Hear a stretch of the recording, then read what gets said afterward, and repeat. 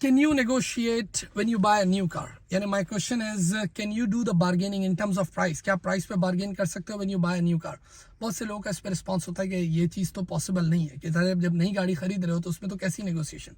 आज की वीडियो इसी पे है। I'll give you two practical example। एक मैं आपको एग्जांपल दूंगा when I landed in Singapore for the first time कि वहाँ नेगोशिएशन किस तरह होती है, और एक मिसाल मैं दूंगा यहाँ यूएस की when I bought my truck, ये Chevy Silverado जब मैंने खरीदा तो किस तरह नेगोशिएशन की। देखें, और ये जानना आपके लिए बहुत ज़रूरी है। देखिए, नेगोशिएशन में there lot of skills, interpersonal communication, listening, बहुत सारी चीज़ें होती हैं, लेकिन एक चीज़ है कल्चर, कंटेक्स्ट। यानी नेगोशिएशन जो है वो कल्चरली सेंसिटिव भी होती है, सही है ना। कुछ कल्चर में नेगोशिएशन होती ही नहीं है और कुछ कल्चर में बहुत नेगोशिएशन होती है।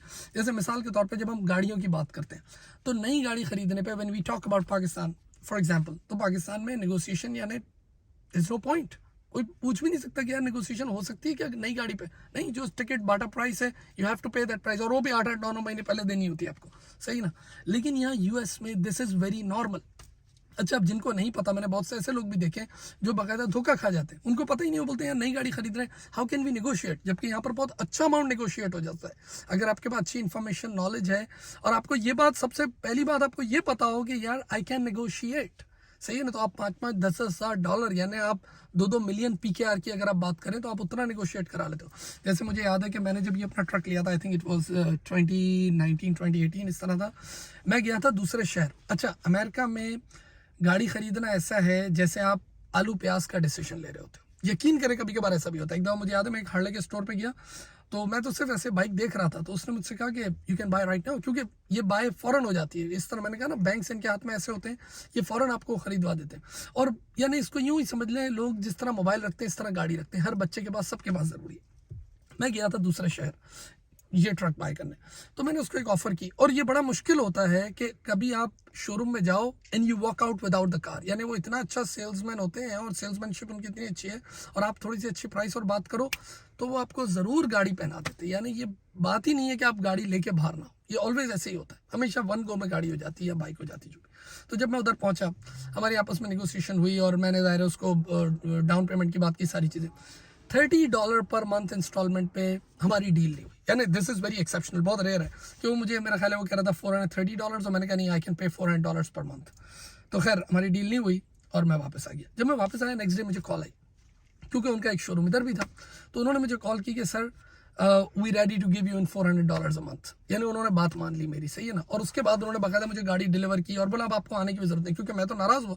मैंने कहा जब मैं कल आया था, गिव यू ऑफर, मेरे हाथ में पैसे थे, सारी चीज़ें थी और मेरी इंटेंशन थी, I wanted a truck yesterday, लेकिन उसके बाद तुम लोगों ने दिया। उन्होंने कहा ठीक है, अब कोई मसला नहीं, हम घर पे भेजते हैं। अपना सेल्स पर उन्होंने घर पे भेजा, सारी कार्रवाई इधर ही कर दी और बाकायदा ट्रक में डिलीवर कर दिया। तो देखिए किस तरह निगोशिएट होती है, क्योंकि इनके पास यहाँ पर ज़ाहिर है एक तो कॉम्पिटिशन बहुत ज़्यादा है, दूसरी बात यह है कि इनके पास तो बैंक्स वगैरह ये सब इनके हाथ में, they have strong collaboration with bank. तो किसी न किसी बहाने से वो आपको डिस्काउंट दे रहे होते हैं। कभी कोई मिलिट्री डिस्काउंट दे दिया, कभी कोई एजुकेशन डिस्काउंट दे दिया, कभी वैसे आपने बार्गेनिंग कर दी, कभी कोई आपको इंटरेस्ट रेट पे डिस्काउंट दे देते हैं कि ओके ठीक है भाई, आपको 0% पे दे देंगे, 2% पे दे देंगे। यानी there are so many ways. अच्छा, दूसरी चीज़, ये तो मैंने आपको इस कल्चर का बताया। दूसरा मैं आपको बताऊं, सिंगापुर। जब मैं पहली दफ़ा सिंगापुर गया तो मेरे साथ मेरे दोस्त भी थे। जब हम लैंड किए और हम एयरपोर्ट से बाहर आए तो हमारे दिमाग में मलेशिया था, थाईलैंड था, क्योंकि उसका मेरे पास एक्सपीरियंस था कि वहाँ पर जब आप टैक्सी रोकते हो और उनसे बात करते हो तो यू एक्चुअली नेगोशिएट। सिंगापुर में क्या हुआ, जब हम एयरपोर्ट से बाहर निकले and obviously we had to go to our hotel, तो सारे टैक्सीज आ रही थी और हम लोग लाइन में खड़े थे, हम भी लाइन में थे। जैसे हमारी वो टर्न आई, एक टैक्सी आई, तो उससे हम लोगों ने बात शुरू की कि भाई how much you gonna charge and this is the hotel, और ये वो। उसने हमसे बात ही नहीं की, उसने हमसे है ना वो सामान निकाल के बाहर रख दिया और हमें दूसरी साइड पर खड़ा कर दिया। अच्छा, फिर हम लोगों ने थोड़ी देर ऑब्जर्व किया कि यार जो भी आ रहा है, टैक्सी रुकती है, बंदा बैठता है, यानी कोई बात ही नहीं होती, वो सिर्फ बैठता है और अंदर बैठने के बाद वो रास्ता बताता है उसको कि भाई I have to go here there. उस टाइम उबर का ज़माना नहीं था, मैं पुरानी बात कर रहा हूँ, आई थिंक 2009-10 की, उस तरह की। अच्छा, जब थोड़ी देर तक हमने ऑब्जर्व किया तो फिर हम लोग भी बैठे। फिर हमने बैठने के बाद हमने कुछ बोला नहीं, बस उसको सिर्फ एड्रेस बताया, उसने सामान रखा और फिर आगे जाके उसने फिर ज़ाहिर है वो जो भी चार्ट। सवाल ये है कि सिंगापुर में taxis are highly regulated and you don't negotiate, यानी you can not negotiate actually. कि सिंगापुर में अब तो खैर उबर और लिफ्ट और इसकी करीम की आप बात करें तो obviously there is no point of negotiation, आप ऐप से ही सारा काम करते हो। लेकिन ज़ाहिर है मैं नॉर्मल टैक्सी की बात करूँ, जैसे न्यूयॉर्क में जो नॉर्मल पीली टैक्सी होती थी इस तरह, और सिंगापुर की। तो मलेशिया में जो बिल्कुल उसके साथ लगा हुआ है, उसमें आप देखें तो नेगोशिएशन होती है और बड़ी अच्छी नेगोशिएशन आप करते हो when you get a taxi. लेकिन सिंगापुर में there is no point of negotiation. अच्छा, फिर हम जितना टाइम उधर रहे तो वहाँ पर ऐसा ही था कि आप सबसे पहले आप when you are out of the mall, अब मॉल से निकले एयरपोर्ट से या वेयरएवर यू आर, तो एक लाइन लगी हुई होती है इंसानों की और एक लाइन लगी होती है टैक्सी की। एक टैक्सी आती है, बंदा बैठता है, इतनी देर भी बात नहीं करते कि वहाँ चलोगे यहाँ चलोगे, नो नो नो, बैठने के बाद आप उसको बताते हो और वो आगे मूव कर चुका होता है। यानी देखिए इतनी रेगुलेटेड मामला था।